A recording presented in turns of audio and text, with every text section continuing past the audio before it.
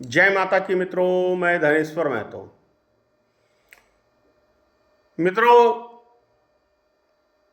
होली से पहले मैं एक दिन बीप बना रहा था तो लोग बाग कमेंट्स करने लगे फेसबुक के ऊपर कि आप जीव हत्या कर रहे हैं।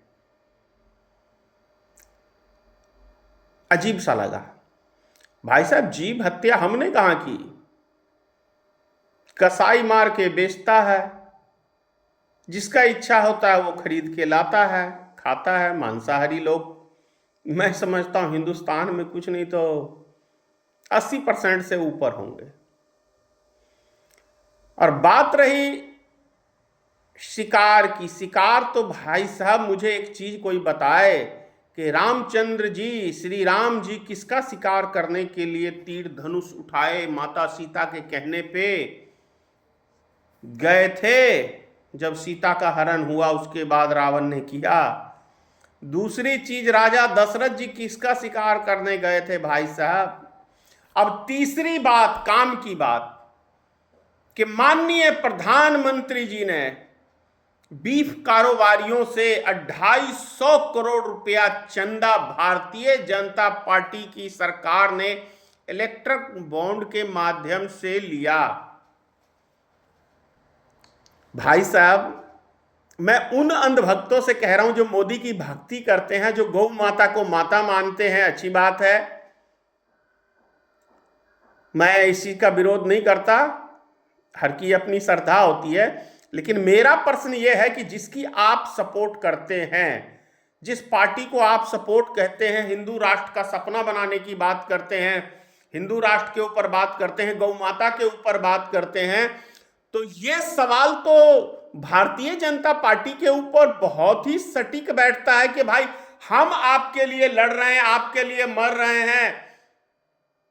ऐसे में आप बीफ कारोबारियों से 250 करोड़ रुपया चंदा आपने कैसे ले लिया?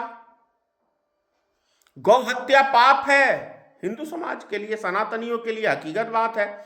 लेकिन जो सनातनी पार्टी, दुनिया की सबसे बड़ी पार्टी, हिंदू की सबसे बड़ी रक्षक, भाई साहब वो कैसे चंदा ले सकता है 250 करोड़ रुपया?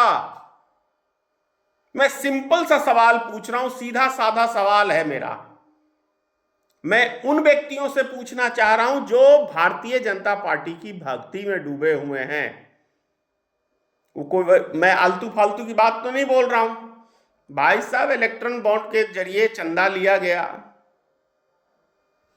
ये तो हवाई बात नहीं है, ना फेक की बात है।